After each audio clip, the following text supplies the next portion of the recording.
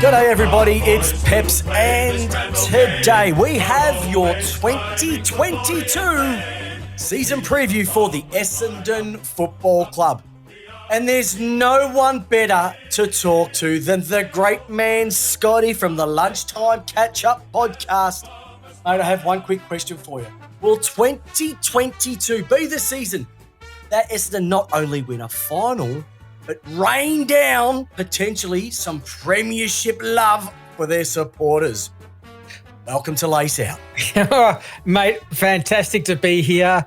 Oh, look, this time last year, it was almost depression. Yeah, the coach went, Danaher went, Saad went, Fantasia went. It was as bleak as all get out.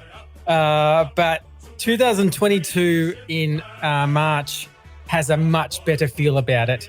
And though I'm not going to go the Mick Moldhouse route of we're going to win the grand final, I think every Essendon fan went, yeah, you can sort of be quiet on that one, thanks. We will be a better team this year. Oh, look, before we get into it, the Lunchtime podcast, so the Lunchtime Catch-Up podcast, I always forget the catch-up. I don't know why, because that's what we do. Big things planned for 2022, I hope, for your listeners. Always big things. Last year, we started off with Ben Rutten being on the show to launch the year. So we've got another sort of big guest coming on that we're working with the club. So I'll keep it under wraps, but a massive show coming up, a massive year coming up as always. Well, I can't wait. But I think, listen, everybody knows who listens to Lace Out. I wouldn't say a hatred, but I have a bit of despise for Essendon. Your supporters, to a degree, shit me at times, but I love them because of their passion. And there's probably a little bit of jealousy because of 2000, I'll be honest. But I can tell you now, you are playing an exciting brand of football. Didn't pay off as you would have liked towards the end of last year. I cannot believe that you were saying, we probably don't want to play finals. You play finals, you lose, you learn from that. You give that experience. Because if you don't want to play it, there's 10 other clubs sitting underneath you that would be dying for that opportunity. You're coming into 2022. Ruts has got his hands all over this team at the moment. What have you heard? What have you seen? Practice match-wise last week. Give us a bit of an insight on what you see happening with the Bombers this year. Well, yeah, I mean, I'm probably a good person to ask because I probably attend about a training session a week. So I actually get to see what they're working on. And there's no doubt Truck has a massive emphasis on team defense. So we did turn over. We did get carved up a few times. As much as we were attractive to watch, running the other way, we leaked goals. So I think he's probably having that thought of we can leak 3 or 4 less goals. And I think we lost probably around about 13 or 14 games by under kind of 15, 20 points. So he no doubt would have a confidence. Sorry, it was about 7 or 8 games. I went way over the top then. And no doubt he has it's an Essendon thing. Yeah, there's no doubt. It's no doubt. Yeah, he would see us if we can improve defensively while adding Colwell back from long-term injury, McGrath back from long-term injury, and you've drafted Ben Hobbs and you've had big years from Parrish and Merritt. If that all mix can get together and be relatively healthy for the most of the year, then I think we're looking pretty good, especially with a Sam Draper, who probably is going to have a pretty big year for the Essendon Football Club. Now, you've brought this big guy up. I looked at this list, right? Tell me why, if this guy is the future of Essendon, because if I speak to any Essendon supporter, Sam Draper is going to be the next Mex scorn. He's going to be better than Grundy. He's an absolute gun, a superstar. Why is he on the rookie list still? It's actually a fair. Well, he won't be very soon. That's for sure. Look, he's the worst kick of an AFL footballer I've probably ever seen, and he's a ruckman. He's a ruckman, so he has a get-out clause. But you're saying he's the future, and you've got him on the rookie list. Now, come on, you're either blowing smoke up all our hoity-toities, or he isn't as good as you think he is. Because if he is that good, you would have saved him. You wouldn't want to do a Hugh Greenwood. Well, they're definitely not letting him go. Yeah, they're definitely not letting him go. That's for sure. So he's raw. He reminds me a lot of Maxi Gawn. He just does in these early days. The ruck craft, I think, will come on really well this year, but he's if he's kicking for goal, you are going to lose some hair. So he's not basically anyone when he's shooting for goal, just basically set handball. up for a kick out. Set up for a kick out. Right. Yeah, exactly. But no, one thing he does is a bit like Maxi Gawn. He's kind of that energy. So he's just got this infectious energy that gets the guys up. So look, I'm pretty excited. I think Jai Caldwell, I'm very, I think last year I was talking a lot about him, that this kid's going to be a fantastic player. He just keeps getting injured long term. So I don't know. All I can do is cross my fingers because he's such a good player. I've seen enough of the practice matches to see him dominate and go, can you just get your body right? So, so exciting stuff. You went 11-11 last year. So you split the season down the middle. You had a cracking percentage of 109-11. The interesting thing about it is I didn't realise how big your score was in terms of throughout the year. Because if you have a look, it was the highest percentage out of the bottom 12 teams. Yeah, it was. So it was really healthy, which is kind of staggering because concern that I have for this year is where are your goals going to come from, which I think was the concern when we had this conversation last year. Stringer came out and kicked 41. Yep. Next underneath that was Tip and Woody. Yep. Then there was a bit of a gap. Now, my concern still lies there because Peter Wright, for all his positives, he's not going to be the man who's going to kick you 50 or 60 this year, right? Yep. If Tippy doesn't play, which is strong, I don't know where it's going to go. You might be able to give us some more information on that. It just puts a lot more pressure. Can you get any more out of Stringer? Yeah. And he's got a bit of a groin, which if, groins are not a 1 or 2 weeker, if that doesn't get managed right, could be issues. Where can you get a score from? Because that's where your midfield is solid. Your back line is solid. The forward line, I'm not convinced. Convince me. Well, unfortunately, don't convince I'm not me. convinced. Yeah, unfortunately, you're not convinced either. That's awesome. Look, I mean, Harrison Jones is obviously a player in his third year now that you hope that can come on to another level. He kicked 20 goals last year out of about 15 games. He's a very, very good player coming through. So I think he's got that ability to go sort of your 25, 30 goal range this year. Yep.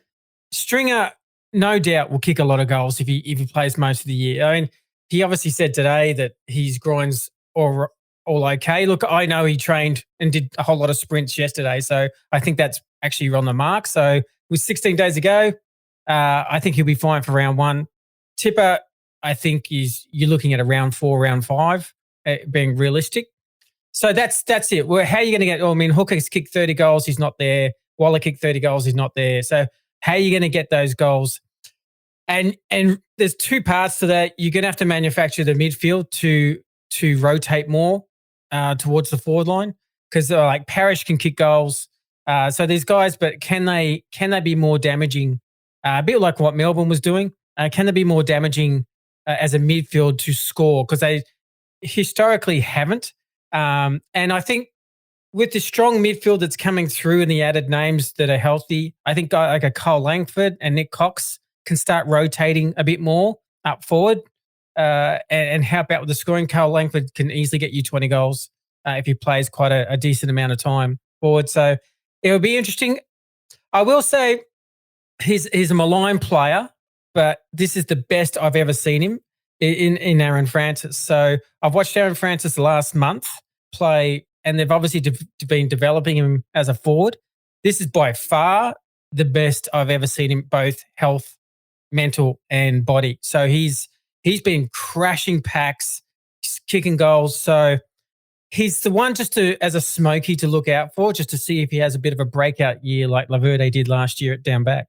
So you're looking at it from the perspective of instead of 1 or 2, you want to spread the load. So as an example, if you can get an extra 10 over the course of 22 weeks, an extra 10 from Jones gets you 30. An extra 10 from Waterman gets him up to 27, rounded off to 30. Okay. Devon Smith, 16. I don't know if you're going to get an extra bit out of him. Langford, 13. makes it to 23. Let's round him off to 25. Okay. Snelling, he's got 12. We could round that off to 25. Darcy Parish, potentially, if he could board every second week, that's going to potentially get into 20, 25. There's where you could probably make up for, unfortunately, Cale Hooker leaving and Tipper, because that's 67 goals between just those two. Yeah. That's a big mark to make up. And when you're losing by only small margins, you've either got to make it up defensively or those margins are going to be smaller and you're really going to have your heart smacked out your chest by the end of the game. Yeah, and that's I guess the point I was making even before about how much they've done so many drills on team defense. So they really want to get that right. So they're not leaking as many goals. So they're not, I think they have a feeling that they're not going to be as heavy scoring as last year, and they need to balance it. So they need the mids to actually defend the ground really, really well. So they've been looking at that kind of Richmond defensive systems, with Rance coming in, helping out the first 2 or 3 months, and obviously Truck and Carousella from previous Richmond system. So they've been developing that kind of high pressure in your face, trying to get the ball turned over, squeeze you in a corner kind of defense. So it'll be interesting to see how much they buy into that and how much it plays out, because it'll go a long way to saving 2 or 3 goals a game. You have to get that. You have to get the belief from the playing group. Coaches can only do so much, but you're right. If the players don't buy in, and look, I've spoken about my team, the D's. We didn't buy in for a long time. We had lots of individuals who could play great footy. It just didn't work collectively. As soon as they were able to go, hey, you know what? If I sacrifice 5 possessions of my game, but that allows somebody else to grow in their spot, you can see what can happen. So it can turn around quite quickly. Your midfield, now, if there's one thing that's going for Essendon right now, it's your midfield. Yeah. We could go through the names, but we've only got 45 minutes for this. Let's be honest. You bat pretty deep. Let's be honest. The kicking on a few of them is a bit of an issue. Like Shield, just don't get him to kick anymore. No. Yeah, he's got that history, hasn't he? It's always been a frustration. Yeah.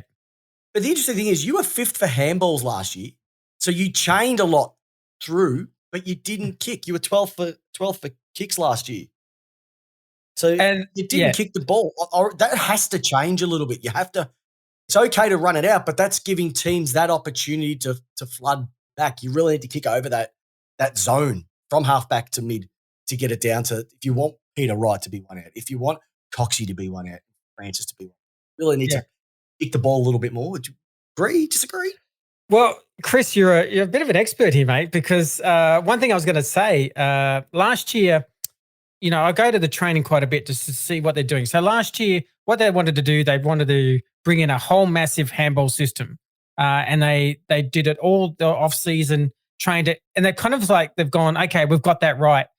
This year in the training system, it's been focused on kicking and how you finish off the play. So you're actually spot on. What you're seeing exactly what the coach is seeing.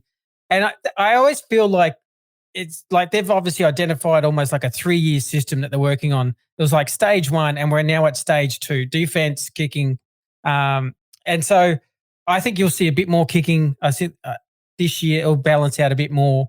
And interesting, even when you mentioned the midfield, what's been interesting is they've moved McGrath to halfback the last 2 games, and where he won kind of his rookie, all these awards, and he played off halfback. Not the Norm Smith. What's it called? Rising Star. Rising Star. Thanks. And that's where he plays his best footy. So I was actually kind of rapt because he, again, a bit like Shield, can turn over the ball from the midfield. Like he has a kind of a panic kick out of a. When he's running off half back, he always creates room for himself, and then he delivers it much better.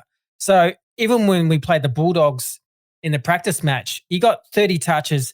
He must have had about 90% efficiency. It was a totally different McGrath, and you'll go, oh wow, this is going to be, if they play him at half back, he'll be close to an All-Australian kind of caliber, because that's his style of game, and he's really good defensively. So they are noticing the depth they've got with a healthy extended midfield, even with Ben Hobbs being drafted as well, and he's quite mature in his body to go. So they're going, well, how can we move these guys around now to get better talent around the ground? well, coming off half back, you've got the game in front of you, so you can almost you've actually got a little bit of time before you get the ball because you can see what's coming towards you, and then you can not have to rush it as much because it's not a rushed opportunity. So that might be a better position. And if you've got Laverde coming off the other half back flank, would that be right? Yeah, you kind of got Hindy. Or Nick Hind. Oh, talk about the steal of the season last year. Yeah, wasn't he? Yeah. Good on you, St Kilda. Another top choice you've made. I know. Thank you much for that. And St Kilda are going to be the new Geelong. They'll get rid of the young whippets and they'll bring in the oldies. They're bringing the oldies. You can see it. They've already started it, and teams are going to reap those rewards. And oh my God, Hindy. Oh, wheels. I mean, I didn't. The St Kilda's off season last year just didn't make sense. What they traded in got in like, you're not there. Keep drafting kids. Keep building. But I'm glad our club's doing it. But I didn't get the Saints strategy, and I think it showed up badly last year. The Saints played in an elimination final. They win that against the Doggies, and then they think we're in the window here. We'll go. Well, hasn't worked, and it is going to bite them on the ass. But you got Hindy there. You're going to have McGrath, Laverde. My goodness, Jordan Ridley. Man. Seriously, how good is this kid? He's so good. Oh, he's a pleasure to watch. He's just graceful, just knows where to be, distributes it perfectly. I just love watching him. My kind of player. Just that defense is shaping up really, really well. They're really getting in sync. And they've still got a guy called Zachary that they drafted last year. He's had some back issues and just hasn't been able to get available yet. But I mean, at 202 centimeters, you stand next to him, it's unbelievable how tall this guy is. And you think this guy's going to be a key position half back. Yeah, I don't reckon. One thing that you mentioned earlier on, we'll go back to the backs, but just crossed my mind. Nick Cox, why would you ever think of not playing him on the wing? He is. You got a guy running on the wing who's 200 centimeters and 87 kegs. Mm-hmm. There's not going to be many people who outmark him, and he's taking one stride, and everybody else is virtually taking two. Oh, and he says he's not. He says leave him out there, mate. Leave him out there. That's going to be something that nobody else has. Is a 200 centimeter wingman. And he says he's put on 12 kilos. So he's going to have a bit more of a presence this year. Look, the only temptation with Cox for Essendon is if their forward line starts to struggle and they've got a 200 centimeter. It's one of those you're robbing, the famous line. But I really personally, I love Langford and Cox on both wings because with Merritt, Parrish, they're not tall guys. So historically, we've been really poor marking around the ground team. And the introduction of Cox and having Langford on the other wing just gives you that aerial presence that you need if you need an outlet kick that just needs a mark. And Cox is going to be a player there. So, I totally agree. He's a wingman. All right, I've got to speak to you about this guy because I think he found it was almost like he felt like he belonged last year. Okay. Now, I've said a few things about this individual in terms of he's been the AFL's version of Kieran Knightley. But as soon as he cut his hair, he was a changed individual. And you know who we're talking about, don't you? Good old DP, Darcy Parish. Oh, man. He had a season and a half last year. You got to admire the bloke for because you know what? For a long time, he was compared to Clayton Oliver, same draft. Yep. Right, it's going to happen. But I think last year he really broke out and he became a real leader for your mob in the midfield last year. Look, I'll be honest. It was the most shocking thing I've probably seen in 10 years. What, him cutting his hair or the fact that he's turnaround? It's a turnaround mainly, but it was, on our podcast, I've been screaming for 2 years, right? I've been, I had been critiquing Worsfold quite heavily because they've been playing him at half forward. And I'm going, well, you've drafted him as a clearance player. You haven't played him there. I mean, you've probably seen Cal Toomey and everything say the same thing. Like, why aren't you playing this guy? I think everyone who wasn't associated with the club, my wife barracks for Essendon, not as heavily. And I think she threw a passing comment of, why don't they play Darcy Parish in the midfield? And then, they still, it was ironically they didn't play him the first 2 rounds last year, and then Caldwell and Shield and McGrath all go down for 10 or 12-week kind of injuries, and they go, well, we have to play Parrish in the middle. And he nearly wins a Brownlow from it. And it's not going to stop. I've watched the practice match against the Dogs. He had 31 possessions. The previous 2 practice match, he kicked a combined 6 goals and would have just dominated the both. So I'm not seeing at all a one-off scenario here. He actually looks better that I've seen in the preseason because he's kicking goals now and he's kind of got the strut. You just know as a footballer, you go, okay, you're good now. I belong now. It's not an issue anymore. Yeah. No. So he's a definite Brownlow kind of option if people are interested because I think he was, he probably didn't tally to around sort of 4 because he didn't play much midfield at all. But when he started to tally, he went up the ladder pretty fast, and he starts round 1 as close to our best mid. So and if he starts kicking goals, umpires take notice. All right. Now, you know what else something to take notice with is your sort of age to games mix. It's a really interesting one. So you're ranked 12th for the average age in the league. So, just over 24 years of age. But from a ranking perspective, when it comes to games, you're sitting at 15th. Yeah. So you're not old. If you're sitting 12th, we're talking about 0.2, 0.3 of a year, there's nothing. Yeah. But for games experience, you're really, really young. And I think you have lost over the last couple of years, you have lost a lot of that experience. Cook is a perfect example. Last year. Yep.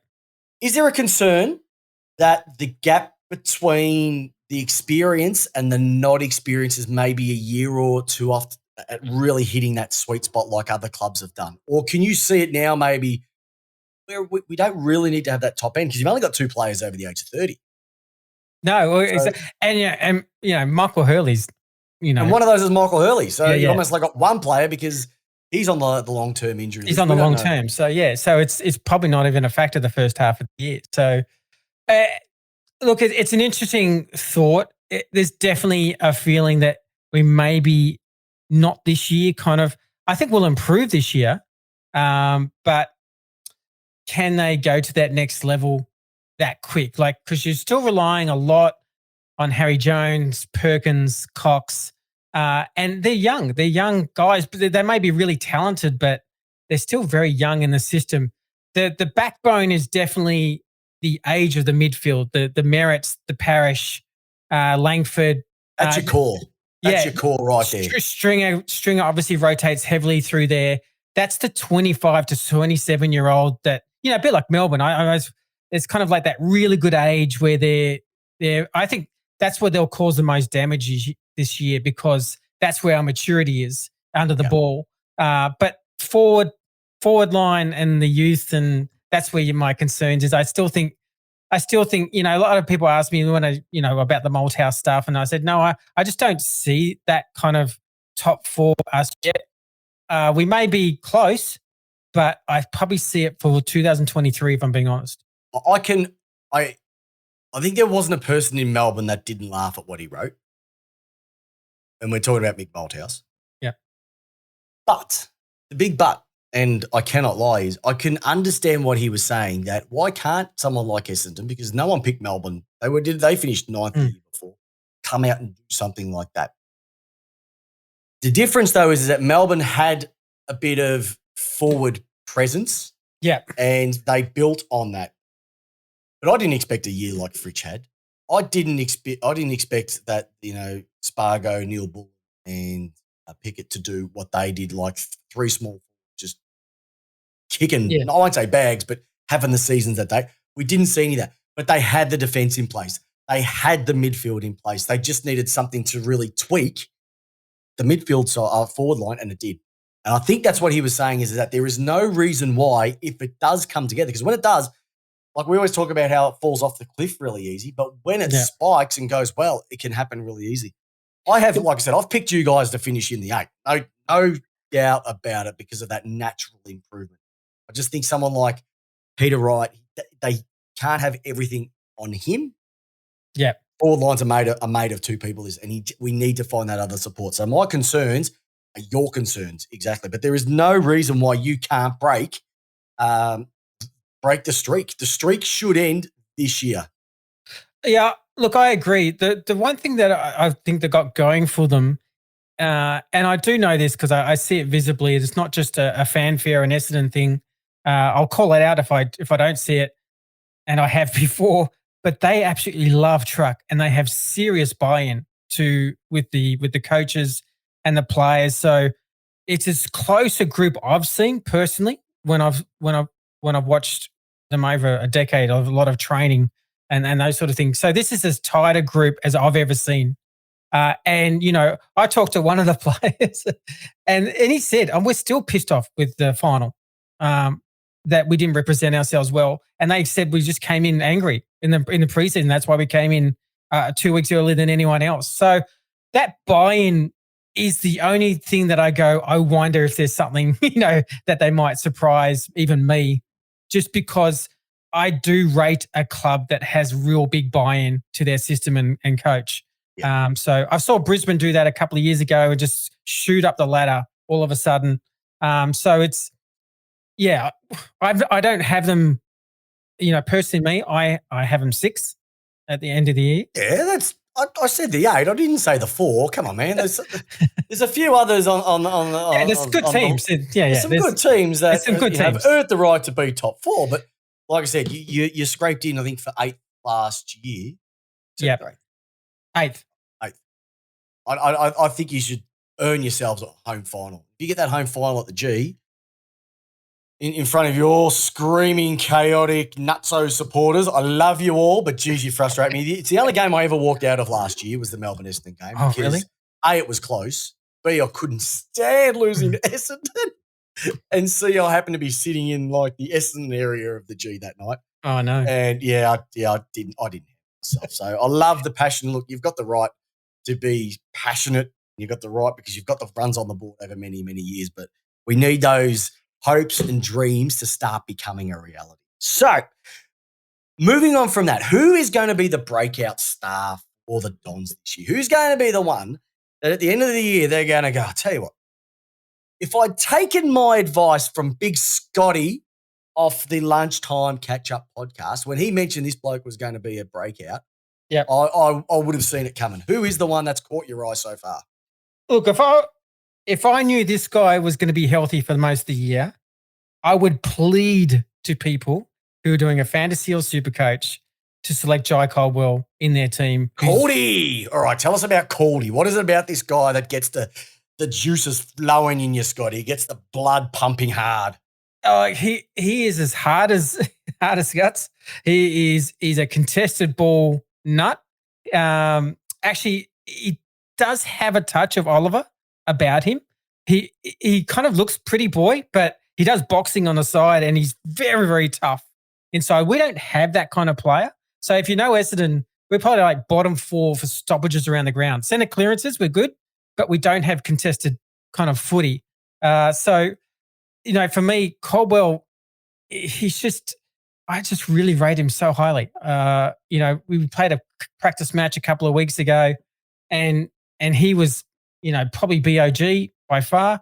And then had a good second half against the Dogs. Was a little bit quiet in the first half, but had a good second half against the Dogs. But he has that potential to get you pretty easily 20, 25 possessions and a lot of them contested and have the ability to score a goal as well. So I just, I know the club rates him through the roof. I know Truck rates him through the roof. He just has had literally 4 hamstrings almost in a row. And that's all it comes down to. They've had surgery on the hamstring in the off-season to try and get it right once and for all. But at the moment, he's raring to go. He's playing. If he's healthy, a lot more people will be talking about Jai Caldwell, but by the end of the year, I always said, if he plays a full year at Essendon, he's in the top 5 of the BNF of Essendon. Like that's how high I rate him. Well, you're right. You did rank 10th contested possessions last year. Okay.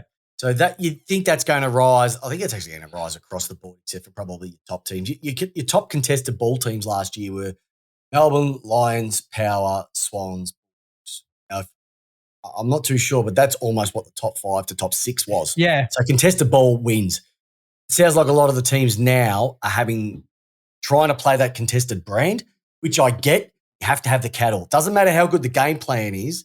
If you don't have the right cattle to take out that game plan, it's not the game plan that's not working. You just don't have. So if Caldwell is going to be a beast, if Cox is going to add some more kilos, if Jones is going to add some more kilos, Perkins is going to add more kilos, Darcy Parish is just going to get better. Shield doesn't kick it, right? You've also got to remember about Devin Smith is still in there. Zach, so you've got some quality that can get the ball. It's just that sort of next layer out. That if you can get that right, it's going to make it a lot easier for your forwards to get lace out footy. Because I tell you what, that's just how you want it. Yeah, exactly. And I shouldn't undersell the fact that they were able to get Ben Hobbs in the draft, because he is Joel Selwood. Like that's his hero. He plays like that. He's one of the toughest kids I've ever seen play for an 18-year-old. And he just wins hard footy. So he may have to take his time in the VFL the first 4 or 5 weeks. But as a backup, if they go, look, we're still not getting contested footy, even at 18, he'll remind me of a Joel Selwood when he played the first year and went, oh, this guy looks 22. Like he just plays. He's a big kid. He just plays different to other juniors. There's something about Mary. There's something about this young man that's not normal. I get exactly what you mean. Now, unfortunately, no matter how many people love truck at the club, somebody is going to get a tap on the shoulder and it's going to be, hey, look, excuse me, young fella, your time is finished here. Who's going to be the breakdown at the Bombers for season 2022? It's going to be probably their last season for us? Last season? Oh, I mean, you can talk reserves players, but that's probably a cop-out because they're low-hanging fruit. Scotty, come on, mate. Put the nuts on the chopping board. Have a crack. Look, I would say, if I'm wrong here, Michael Hurley maybe, depending on how his health, right? But that's almost like a low-hanging fruit because we just don't know how much. And the other one I'll say, depending on, we don't know what's going on, it could be Tipper. Yeah. If he doesn't get his heart back into it for whatever reason. So I want to exclude those two because there's circumstances around those two. But outside of that, is there somebody, and don't be afraid to throw one from left field here. That if he doesn't get this right, he could be gone. Look, there's a few guys that are probably under the microscope, and I think Devin Smith has to have a big year. I think he had a good last 4 weeks, I'll give him that, but he was really poor before that, and he was undisciplined. When we were in games, in close, suddenly there was, there's moments where there was 2 50-meter penalties in a row, just easy goals. And, I feel like Truck's very much a team first kind of guy. And if he doesn't get that right, and especially, you probably heard the AFL announcing that basically any talk back is a 50 this year. They're going to tighten it right up about players talking to umpires. Smith does it just just all the time. So just zip it. So zip it. He's that kind of character that you go, the club could easily make a call. If he has a similar year again, undisciplined, they go, actually, it's just not good for our culture. Now, I haven't seen it yet this preseason, so I'm a little bit hopeful, but we'll see. He would be a guy that will go, you're going to have a big year and be team first. Well, he wasn't too bad last year. He had 20 games, had 16 goals in terms of that's his biggest output since he won the BNF and got an All-Australian squad in 2018. But he was he has been a bit leaner. It's almost like the name has got him through. He probably kicked like 10 or 11 in the last month, if I'm being honest, though. Yep. Like he kicked 16, but probably 5 from rounds, 2 to 14. And who were you playing? Like that's another thing, which I don't have in front of me. But if you have a look at who was he playing, yeah. Like if you're saying he's kicked bags, and a bag these days is more than 3. Yeah. But if he's kicked those against like a North or a Hawthorn, Collingwood, Adelaide, whatever it might be, it's misleading stats. But once again, according to Champion Data, Nick Naitanui is the number 1 player in the league. Yeah, he's not. Don't let the stats get in the way of a good story. All righty, headline. Let's look at a headline for 2022 with opening up the Herald Sun at the end of the year. Scotty has now written his headline to describe the season for 2022. How would you put it down if I'm opening up the back page of the paper and I see what titled? Is that AFL or Essendon in general? Like, what's that? Oh, no, Essendon. It's all about your mob, and then we're going to get onto the AFL. On the cusp, the boys from Windy Hill. On the cusp with a bracket around S, just in case it's on the cup. Yes. You never know. Quick question: Will you break this? Will you break the streak? Will you finally win a final for the first time since Jesus played centre half back for the Jerusalem Thirds? I'm going to say yes. I think you will too. I think you will too. All right. This is where we're going to go. All right. Now it's time to put those big bulging agates on the chopping board, mate. This is where you're hanging them out because this is where the big questions are answered. Rightio. Take Essendon hat off, but if you want to leave it on for the moment, you can. Who is going to be the 2022 Premier in your eyes and why? And you can have multiple teams too. For me, I think the Demons are going to go back to back. I think their age is still pretty healthy. I just sense their desire that they're a changed club. Their desire is going to be pretty strong again. So I just rate their talent. I mean, Maxi Gawn, Oliver. I mean, they've just got some crazy talented players that have all suddenly now clicked and have self-belief. And I don't feel like, they celebrated, but, just some snippets I saw the preseason, just through the news, it felt like they were pretty level-headed. And I go, all right, let's go again. So they go to me as favourites. No doubt the Dogs are right there, but I just got this funny feeling the Brisbane Lions are going to be, they had some key forwards go down sort of towards the end of the year. And I just got this funny feeling that if they're healthy, then they're going to be a cause of concern. Well, they're going to get two almost recruits. Hipwood's going to be back. Yeah. And Cam Rayner's going to be back as well too. Yeah. If you look at those two, and I remember in that final against Melbourne, they lost McStay early as well too. And even Danaher missing, quite a lot of years. Yeah, he played his first game. He kicked 40 goals. I just got that funny feeling he'll be better now. Like with a preseason, I think there's a 50, 60 goal player there now. There's something about them. And I agree with what you say. Like, I appreciate you saying the Ds and it's been pretty much universal and that's going to happen the way they play their game. But from the Dogs' perspective, I can see where your concerns might lie, especially having Norton as the key forward. You need to have two. And I don't know where their other big guy is, and I don't see him. Yeah, we played the Dogs in a practice match. And I know it's a practice match, so you don't take too much of it. But Hugo Hagen played the whole game. And he just didn't touch it. And you go, well, that has to change. That has to change for them. He has to have an impact. You really need 25 goals at least from him. Then they're right in the picture. But if it's just down to Norton, I don't think it's going to carry it. But you've got to have two big beasts. If you have a look, their season went backwards after Bruce went down. Yeah, which was really, excuse the term, shitty, because it would have been interesting finish to the year if both teams were fully fit. Yeah. But yeah, definitely Brisbane. Coleman medalist. I don't know whether you already let it slip who you think could potentially win a Coleman. I sadly do think Joe's going to get very, very close. I thought he had an indifferent year last year and still finished towards the top. So I got a funny feeling Cameron, Jeremy Cameron. Obviously, you got the Carlton. I never mentioned Carlton's names because they're not worthy of my support. I'll tell you what, if Terry from Blue Abroad was listening to this right now, and he probably does because he loves the Essendon 2022 season preview, he would be packing himself laughing considering that you just picked the bloke that you got rid of because he couldn't kick any goals. He would almost be the Ben Simmons. Oh, sorry. He's almost the James Harden of Essendon. Can't play, injured, go to another club, turn it on. Yeah, so I got a funny Jeremy Cameron or Joe would probably be my favourites.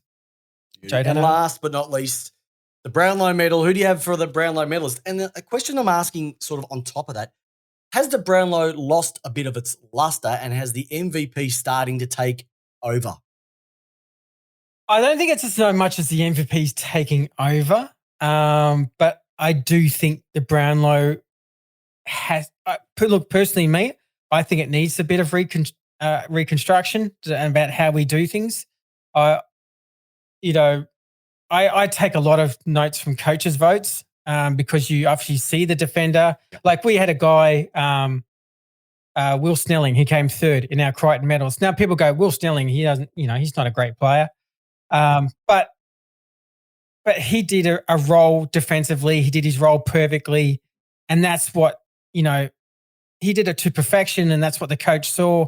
And you see some of the, I'll be honest, Jordan really doesn't get a vote. Hardly gets a Brownlow vote. And I see this guy just dominate teams from half back and lace out. There you go. There's a punt. Hit guys on the chest. And then nothing. Doesn't get a sniff.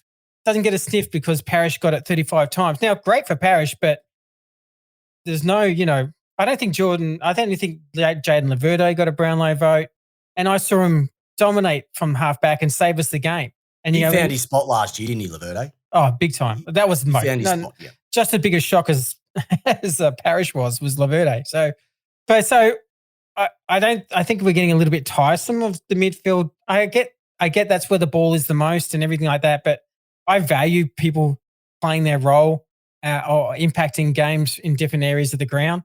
So I don't know how you do that, but I feel like something may need to change. It's just hard because it's such a long history of the umpires doing it 3-2-1, and it's very hard to change history. So it's very hard when something may call into question then the historical Brownlow medalists if you change it up. So it's not. I don't think it would have any if they came out and changed it. You don't reckon? I reckon I think people now. And this is some of the feedback that we've had throughout our series of rolling these out. That feeling is, well, Brownlow, it's just another it's a midfield award. It's not what it used to be. A full forward who kicks 60 hardly gets a vote. Midfielder has 30, and they could be sheepdogging around the back, gets 2 or 3. Yep. Like it doesn't have the luster anymore. You're not going to see a full forward or a full back, even a ruckman win it these days, even though ruckmen have won best and fairest at their clubs. A lot of people are taking more, they're more invested in the coaches' awards because that's a coach voting for everybody on the park and the job that's done. And I think the MVP, because that's voted on by the peers, that's a little bit more prestigious as well too. So I think because the umpires get the votes at the end of the game, they see that, Scotty's had 2 touches, but his opponent who was full forward, who's been on a hot streak, didn't do a thing. They don't look at it that way. And so I think that's the frustrating thing as well too.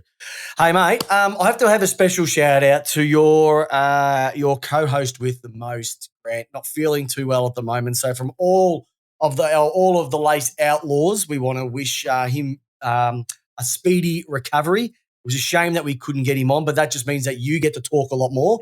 Not that you have any challenges in doing that if anybody listens to the podcast as well too. So I can't thank you enough. Ladies and gentlemen, that is your 2022 Essendon Season Preview with the great man Scotty from the Lunchtime Catch-Up podcast. But before we finish, Scotty, I have one question and one question only, and it's simply this. Scotty from the Lunchtime Catch-Up podcast, how do you want your footy? I want my footy lace out. Have a great night, listeners. Scotty, you are a gem. Essendon Bombers are going to be something special. Break the streak. Thanks for listening to the latest episode of Lace Out. Head over to iTunes and Spotify to subscribe, rate, and leave us a review. And remember, join us every single Tuesday night, 8 p.m. Australian Eastern Standard Time on our Facebook page with yours truly, Christopher Pepper, and the co-host with the most, Jamie Wallis, giving you your footy how you want it. Lace out.